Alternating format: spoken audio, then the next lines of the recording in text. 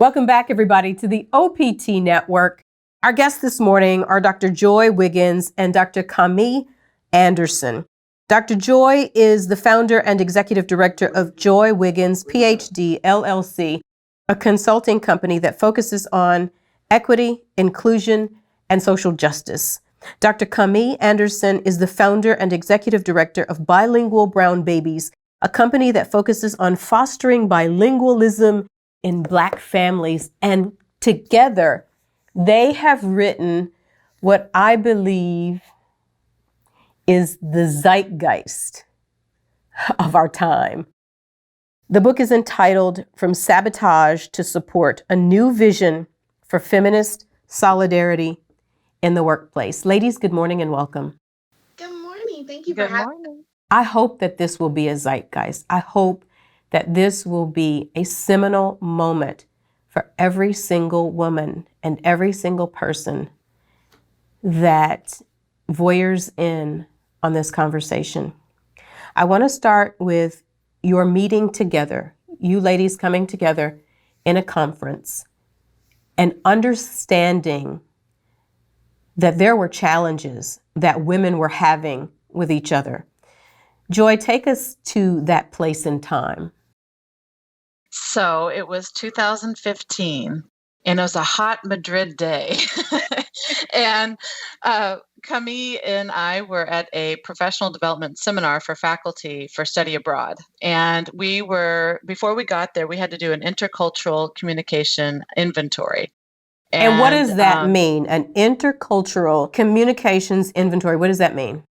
Kami, you want to explain that? Because she's the interculturalist. Okay, she's the interculturalist.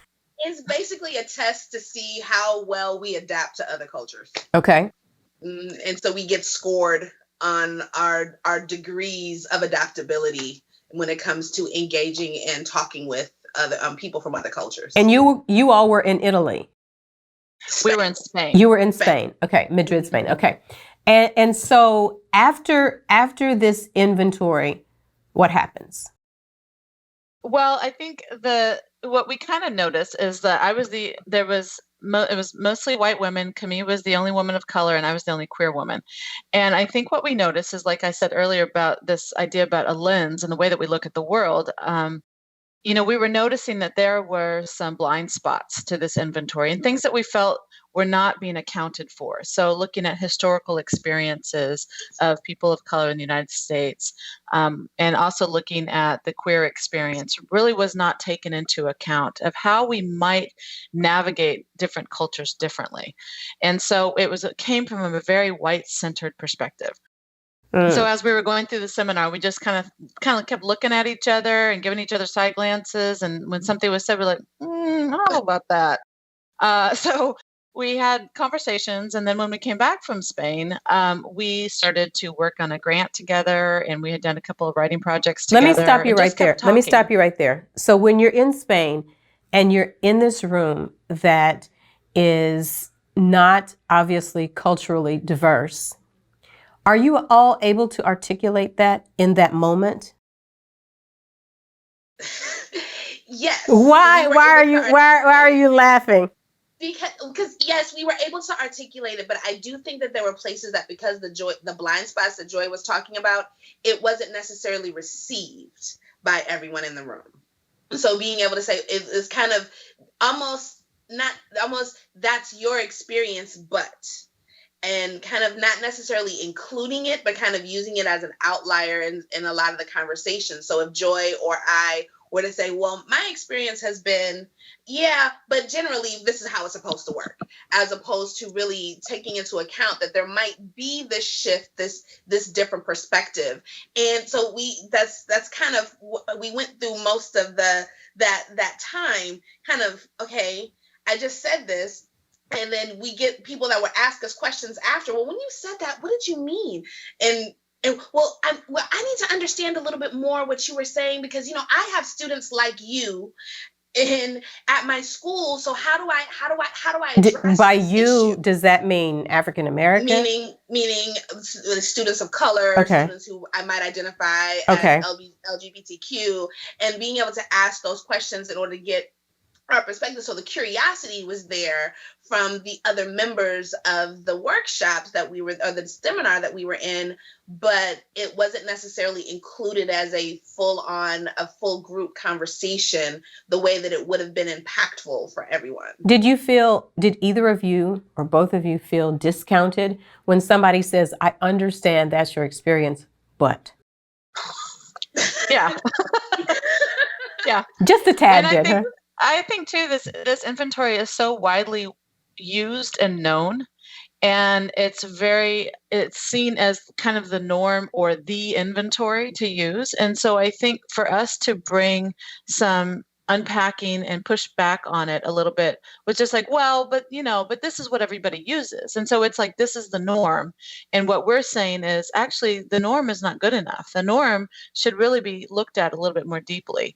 And these are some places where you're going to miss your students and you're going to miss experiences if we don't look at us outliers, Right. And so when you get home, you begin to unpack. When you get back to your prospective homes, you begin to unpack, I guess, this experience. And what then starts being birthed? This is your TED Talk. It was, yeah. So I had started this research in 2007 when I have this TED Talk where I talk about this elevator instance, which seems very small, but it wasn't. And it was a springboard really for me to look at, wow, how are women behaving in the workplace when it's fraught with toxicity and ambiguity around who's going to get promoted and who isn't. And so I think what happens is that fear starts to set in. And so when I first started looking into applying for a TED Talk, it was the third time, by the way. I always want to tell people that was the third application to get into this TED Talk. So it took me a while to get in, and I just kept going. Mm-hmm. So I think that gives us all hope. It does. And that's why I say it, because I think it's important to know that I just kept doing it and I just kept taking their feedback. And finally, I nailed it when I had done a conference presentation on in a women's networking group, and I could see how much traction that I was getting around talking about women sabotaging each other. And so I thought, well, that's the talk. That's what I should give. And this was before the book. So the TED Talk started the book. And then as I went to another conference, and another woman that had told me about Barrett Kohler, the publisher, she said, talk to the editors, talk to the publisher and see if they would publish this book. And as I was talking to them, I thought, I can't write this on my own. And I think if we're really going to look at women in solidarity, I should have, somebody else write this book with me that could give a unique perspective that I can't give. Mm-hmm. And I immediately thought of Kami. And of course, she had like amazing ideas.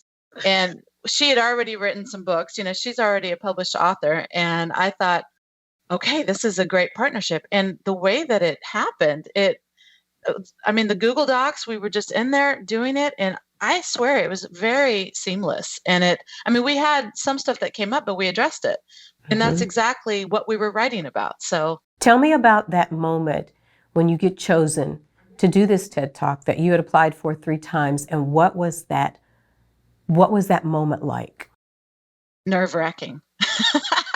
I will say that there was 3 academics before we were getting ready to get on the stage. We thought we were just going to throw up. We were so nervous. And the students that were a little bit younger than us, they were fine. They got up on stage, no problem. But I think for us, because as academics, we're putting our egos on the line. We're putting our work on the line. And if this thing doesn't go well, so I think it was a mixture of abject fear, and to be honest, and exhilaration, and finally like, oh my gosh, finally somebody is taking this seriously. And so I think that it was helpful in knowing that when people do TED Talks, first of all, it is nerve-wracking, and you have to memorize it, and there's so many things that go into it. You get coached, and even if you think you know what you're talking about, you get up there and you see the sea of people and just like have to keep it together for 12 to 15 minutes. Yeah. Amazing. We're going to take a break here, but when we come back, we want to talk about the honesty in every single woman to understand whether or not she is overtly or covertly sabotaging another. Stay on point for this conversation after this. Welcome back, everybody, to the OPT Network. Our guests this morning are Dr. Joy Wiggins and Dr. Kami Anderson. And we're talking about their very thought-provoking book entitled From Sabotage to Support, a new vision for feminist solidarity in the workplace. And so in the last segment, I said that this makes this book and this body of work, because that's what it is, should make every single woman in every culture really look at herself and determine, really honestly, if she is sabotaging another woman. And so from your perspective, Kami, talk about the sabotage that you write about in the book, especially when you're in a position of power. I think it's really interesting because as a Black woman, I always thought that I was the one that was being sabotaged. And I never really paid attention to the places where I might have been actually being the saboteur. And in writing this book, I had to sit and really reflect on some places where I might have done that. And I've done that by playing into stereotypes that we have about ourselves as Black women and adjusting my behaviors, adjusting my interactions, and doing these things in a way that it seemed innocent. And I might have, if I'm in the moment, I probably would have called it innocent. But after writing this book and really sitting and talking and thinking through what it really means to sabotage, really realizing that I was doing that, I had a secretary that was African American, just like me, and you would think that should have been one of the most supportive places for her. I thought I was nurturing, I thought I was caring, and I was as her supervisor. But there were also places where I was not as caring. There were places where I was sabotaging. And when you look back later, why were you doing that? I was playing into those dominant stereotypes that we have about Black women in the workplace. That's what I was doing. And it's difficult. It's hard to chew. It's hard to swallow. But if I want to be real, in order to be able to get the forgiveness I needed to get from her, and I did, I went to her, I was like, look, these are the places where I was wrong, and I apologize. That was not my intent to do that to you. If it interfered in your ability to be able to grow as a person and as a professional, I am sorry. How can we fix it? And what did she say? What did she say? She didn't even realize it. She was like, oh. And when I pointed it out to her and said, this is where I was wrong. And she was like, oh, okay, well, you're forgiven. Because she didn't even realize, because when we're looking at this whole patriarchal system, there are things that we just kind of expect as Black women in the workplace, and we don't really think of it as sabotage. But when I had to point it out to her, no, honey, I was being a saboteur, and I'm sorry. Wow. And so let's talk about the patriarchal system that you all write about in the book. Joy, let's talk about what that is and explain that to our listeners and viewers. So when we think about patriarchy, the way that I have explained it is that if we imagine we have an umbrella, and there is an ideology and a way and the norm and the way that everything kind of should be. It is centered around a white male dominant ideology. And then that trickles down to our institutions. So that could be education, healthcare, the prison system, the legal system, all of these different types of systems. And then those kind of inform our culture and the way things are portrayed in the media. And so when we look at what is that ideology, it's really looking at competition over collaboration. It's looking at how do we one up and looking at the most dominant economic value of something and how do we make the most money. And it also, one of the things that we try to explain is that the patriarchy does not help men either. We have this term called toxic masculinity, and that can be where men feel like they have to be a certain way. And one of the things that we look at is what are those messages that we get as men and women? Men, not being able to show emotions or not being able to open up as much or being tough or being competitive and not being tender and and expressing their emotions, and women having to be people pleasers. And so that's part of that patriarchy. And when we really break it down to look at how it affects every aspect of our lives and the way our institutions are set up, then it's only going to happen that education is going to socialize boys and girls, boys to be dominant over girls, for girls to just acquiesce, for girls to be people pleasers, for girls not to have the attention and not to be on center stage, and that our voices are stifled and we become invisible. And so what happens is that it becomes skewed. And for men especially, and white men especially, they have this idea that they are entitled, and they have this empowerment that they just, I think now, that, you know that there are white men that are listening and that are watching that would say, that's just not true. That's not me. Yeah, I know. And that's not true about them, but that doesn't mean that the system as a whole is not still reflecting those ideologies. So absolutely, we're not saying that, all men are acting this way, but we're living in a system. We're talking about the ideology that has been created probably since the beginning of time. And so as I was reading this book, I wondered, with all of the political tumult that is happening in today's culture and today's world, I wondered how we can have this conversation that you guys write about in this book, where we can really listen and not do what happened to you at the seminar. I understand, but, and be so dismissive of each other. Because here's a question that I have asked for years. Why can't women come together on one accord and sew into each other, and just sew into each other? It doesn't matter why does it have to matter who's making it to the top first? Do we know? Do we know what has become so systemic in us that we all have this to a degree? It's how we're able to control it. And if we don't acknowledge this and come clean, we're going to always be behind the 8 ball. What is this thing that stands between us all? Do we know? I think one of the things is we have this fear that if we take a moment to just self-reflect, we might find some ugly.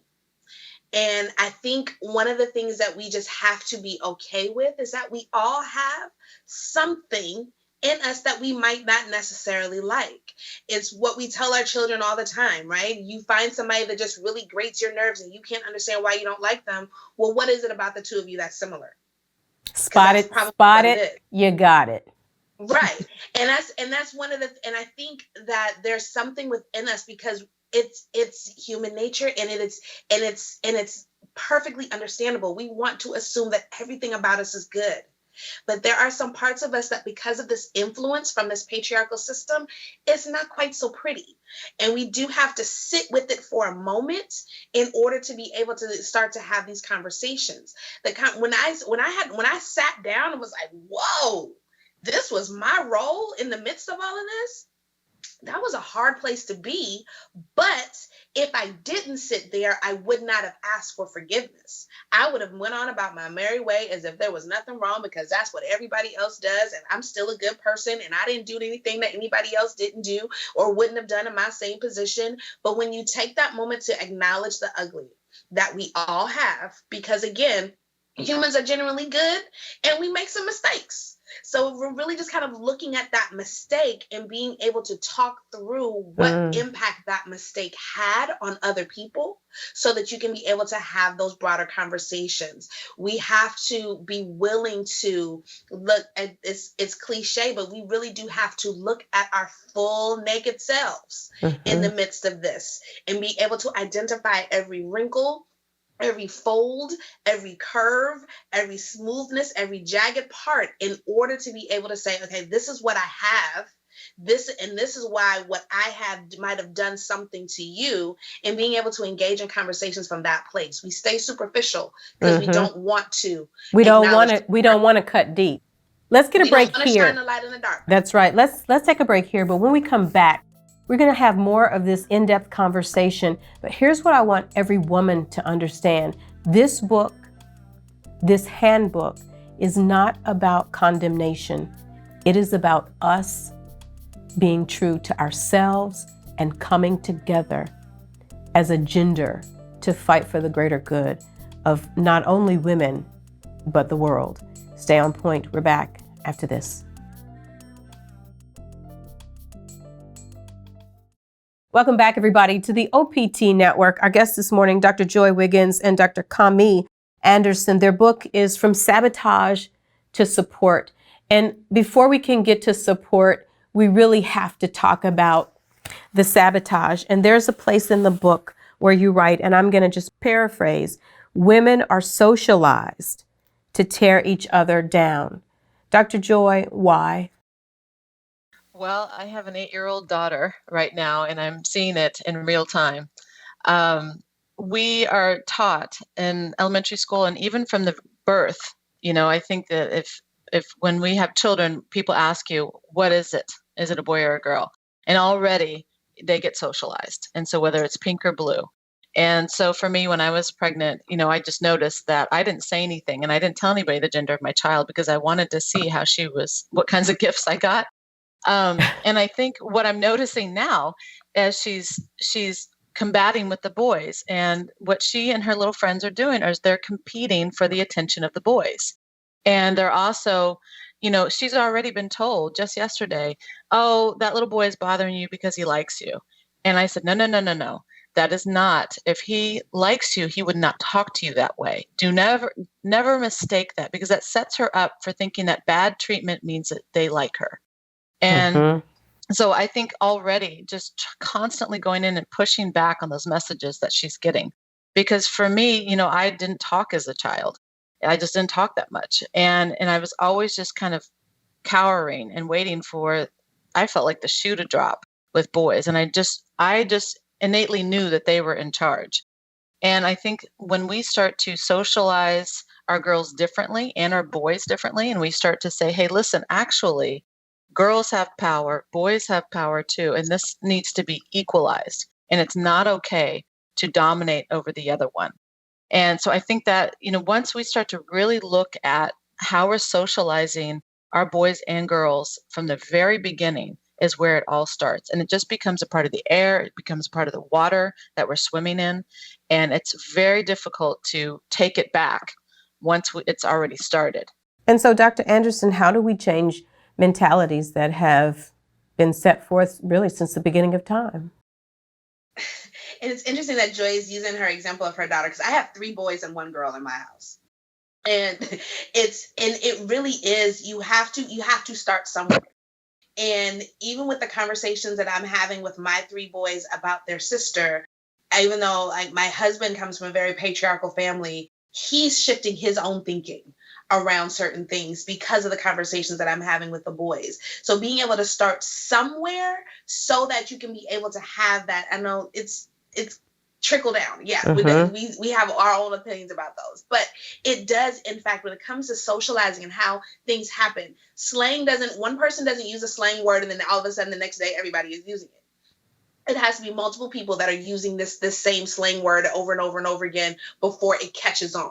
For a video to go viral, it has to be shared over and over and over and over and over again in order for it to actually take root and become a viral video.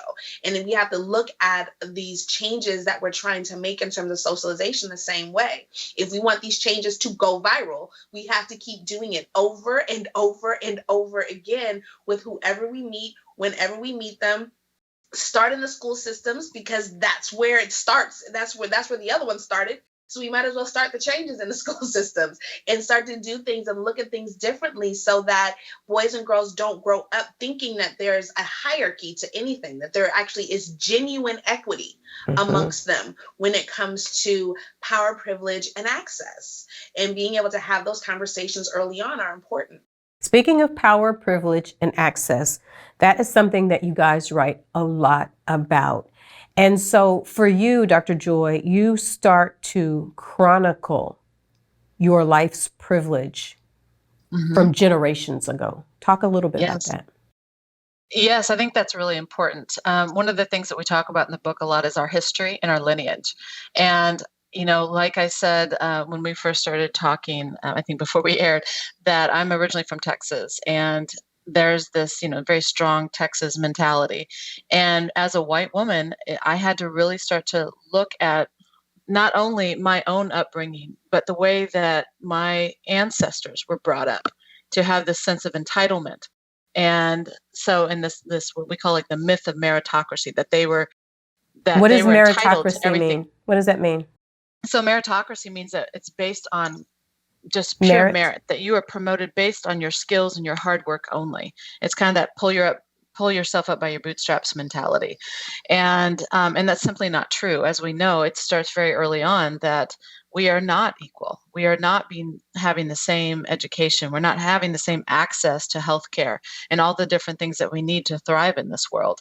And for me, I had to take a good hard look at how, from the very beginning, I have had privilege, and I had to look at my white privilege and how that is a part of these divisions and why women are sabotaging each other. It's not just because we might, feel threatened by somebody else, but it's along very deep-seated racial lines. And I think And that's really important to acknowledge. and not only racial lines, but you talk of it in terms of race, gender, and class. Absolutely. And other things, documentation status, language, geographic region, being from Texas but living in the Pacific Northwest. And for Kami living in, Atlanta, that we see different things. I mean, Kami's originally from Wisconsin. So we've kind of been all over the place, and we've seen how it surfaces in different ways, even across regions. And so that's important to look at all of these different ways and ways that we've been positioned in certain places and time and how things have changed over time even. So it's really fascinating to see how we are shaped in very particular ways to move within the world and to relate with each other. And We have to unpack that. sometimes it's so unspoken. Yeah. You know what I'm saying? And Dr. Kami, you talk about your own privilege as an African American woman, but in a different sense, but very similar. Talk a little bit about that. There are ways in which I think that as in the Black community, we know so much about white privilege that we forget about some of the privileges that we have on our own. And just simple fact that I am Dr. Anderson invokes a particular level of privilege. The simple fact that I consider myself to be middle class, that invokes some sort of privilege. Educated, the schools that I went to invoke a certain type of privilege. And I think there are places where we need to understand that power, privilege, and access are present amongst all groups. It's present among all groups. It looks different though. So you can't take the same definition that you put with this group and put it on to you and say, oh no, that's not me. Right. You have to be able to understand that there are unique identifiers of what that looks like within all the different groups. And I think having these conversations and being able to learn and understand what those variances are is what's going to help in terms of us being able to really dig down into being able to see each other more. Because I think we assume that because we're all women, there's 3 women on screen right now, that means we all have the same experiences because we're women. That's not necessarily the case, because our family structures were different. Where the states that we grew up in were different. The type of schools we went to were different. And all of those experiences are going to speak to how we see stuff. Me growing up going to Catholic school, then public school, but what's considered a magnet school or a school where it's specialized and gifted and talented, then going to another public school, but there's another school that specializes in certain things. My lens is different than someone who might have gone to Catholic school from kindergarten all the way through 12th grade. It's going to being a graduate of an HBCU twice over is very different than someone who might have graduated from a predominantly white institution. And we have to be able to understand that educated Black woman looks very different. Educated white woman looks very different. Educated woman looks very different. And we have to understand what those backgrounds and histories are that we're bringing so that we can be more empathetic of one another and sympathetic to what some of our perspectives might be. Absolutely. You guys are absolutely phenomenal. And I promise you, when you have the time, we are going to do a part 2 because it is necessary. There's so much more. Absolutely. There's so much more to talk Absolutely. about. The book is entitled From Sabotage to Support a New Vision for Feminist Solidarity in the Workplace. Your website real quick. Mine is www.joywiggins.com. And I am www.KamiJAndersonPhD.com. There you go. Ladies, thank you guys so much. Thank you. Thank Hey, everybody, you. stay on point. We're back with more right after this.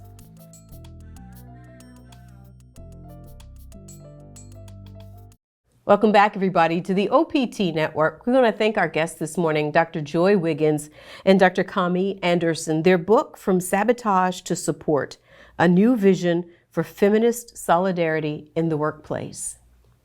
This book actually chronicles the beginning, and it helps women to understand how sabotaging each other starts.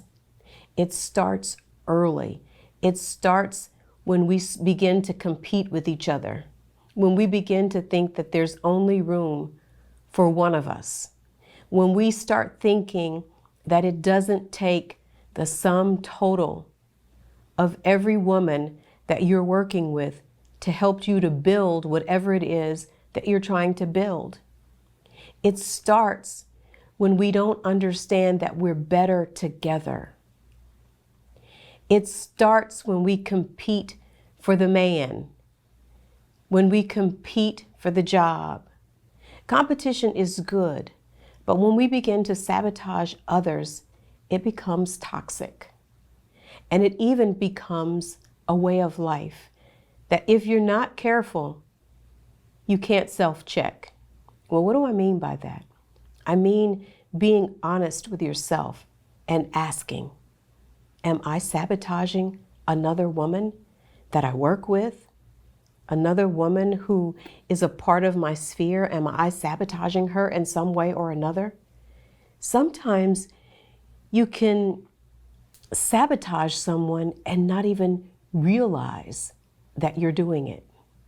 It's that need to want to be the best. It's the need to want to be seen. It's the need to want to get out front. It is the need to extinguish someone else's light because you believe that by doing so, yours will shine more brightly. Nothing could be further from the truth. This book isn't just a book of how women have worked to tear each other down.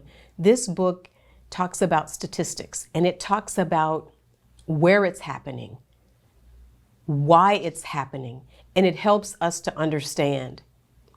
And I often say that women, I believe we're innate cheerleaders. And what that means is that we were wired to cheer somebody on, whether it's our kids, whether it's our spouses, whether it's our family members. We are innate cheerleaders. And I use the cheerleader analogy because we can all understand it. If you've been at any game, I know when I was a cheerleader back in the day, the pyramids were not nearly as intricate and difficult as they are today. But what I remember most about building a pyramid with a group of young women, a group of girls, is that it took the sum total of every girl to build. Every girl was needed. And when the person made it to the top of the pyramid or the top of the pile, she reached down and she helped lift up the next girl that was on somebody else's shoulder so that she too could be elevated to the top of the pyramid. No one person could do that alone. We spotted each other, we supported each other so that the pyramid was sturdy and firm and looked beautiful. But the girl on the top didn't get all of the kudos just because she was on top. She was on top usually because it was strategic, but it took the whole group. And I'm going to tell you, as women, if we ever really become honest with ourselves, and you might not have to say to the person that you sabotaged them that you did, but we repent for the negative feelings that we felt about somebody that hadn't done anything to us. It was just really the way we felt, putting it on them, and we stop. That person that you have a grudge with or that you want her light to be dimmed is probably the person that you need for the next thing in your life to be successful. We are shorting ourselves way too often. And you know why? Because it goes back probably almost from the beginning of time, where we've all said this at some point. I just don't trust women. I've heard people say it so many times. My friends are guy friends. I don't have women that are friends, because you just can't trust women. When we do that, we're shorting ourselves and we're shorting that person. And really, what the real fact is, when you say that you don't trust another, is it's because you probably don't trust yourself. And I had a revelation just this morning that God can only work through people. And when you say that you don't trust another, you're saying you really don't trust God. God is either everything or he's nothing. He built women to come together with all of our skill sets and all of our prayers. And when we come together, something so phenomenal happens. Don't you see? That's why the ego or the enemy or whatever you want to call it, that's why it's there. To dredge that gap and create a divide where we'll never come together. And if we never come together, we'll never know the greatness that is all of us. We had the great opportunity to talk in depth to Dr. Maya Angelou before she went home to heaven. And one of the things that she said is that we're more alike than we are different. And if we'll ever come to that, and if we'll ever embrace it, what we can do, how we can help each other will be immeasurable. I believe every woman should check herself, me included, and we should stop. And we should own our real truth with ourselves and begin to make it right. Whenever you feel jealous or covetous of another woman, look at what she's got and own it. And know that you've made a decision about her and you don't even know her. You probably want what she has. And you can't go up to her and say, you know what? I like your style. I want to find out more about you and what you do. Stop sabotaging another. It garners us nothing. This is a powerful read, and I hope that we will embrace it so that we can all come together and be great. Greatness isn't just for one or two. Greatness is for those who are willing to do the work, love one another, live and let live. I'm okay, you're okay. And that's what it's really all about. The book, once again, From Sabotage to Support, we are going to start supporting each other. I declare it today. And that, my friends, is my final point on point today. Stay with us. We're back after this.